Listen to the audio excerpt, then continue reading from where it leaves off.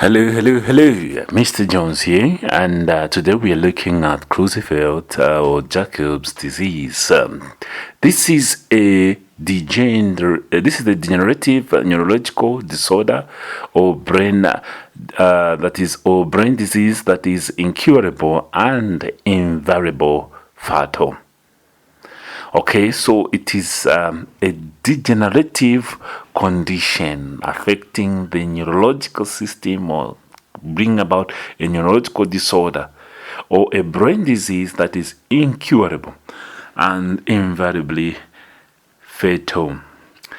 It is at times called a human form of mad cow disease. Okay, so mad cow disease is a bovine spongiform encephalopathy. In this disease, the brain tissue develops whorls and takes on sponge-like texture. This is due to type of infection protein called prion. Prions are misfolded proteins which replicate by converting their properly folded outer parts. Types of Creutzfeldt disease or Jacob's disease.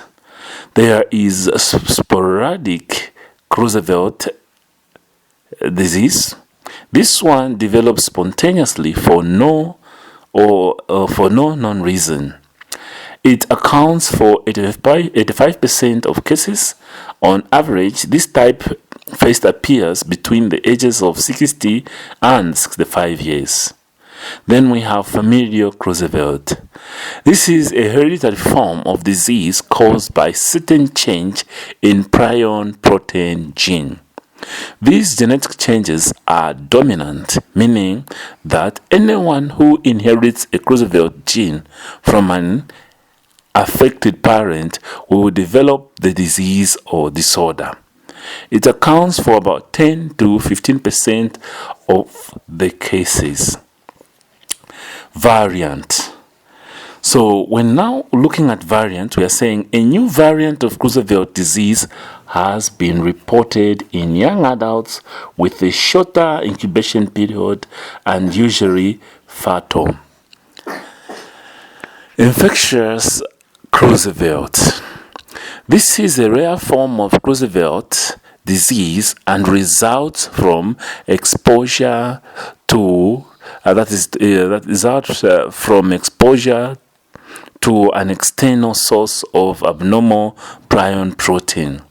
It accounts for about 1% of Creutzfeldt disease. Let's just now look at the other one, which is infectious Creutzfeldt. Of course, this one is a rare form of Creutzfeldt disease and results from exposure to an external source of abnormal prion protein and accounts for 1% of the disease. So now let's move on and look at etiology. So transmissible spongiform encephalopathy disease is caused by prion proteins. People can also acquire Creutzfeldt disease genetically through a mutation of a gene that codes for the prion proteins. This occurs in only 5 to 10% of all Creutzfeldt disease. Okay, so now let's look at the signs and symptoms of the disease. The first symptom of Creutzfeldt disease is the rapid progressive dementia leading to memory loss. Personality changes also is the second sign or symptom that is seen in this disease, leading to lack of self-care, personal neglect, aggressive behavior, and childish behavior. Then the third sign or symptom is perceptual disorders leading to visual, olfactory, tactile, and auditory hallucination.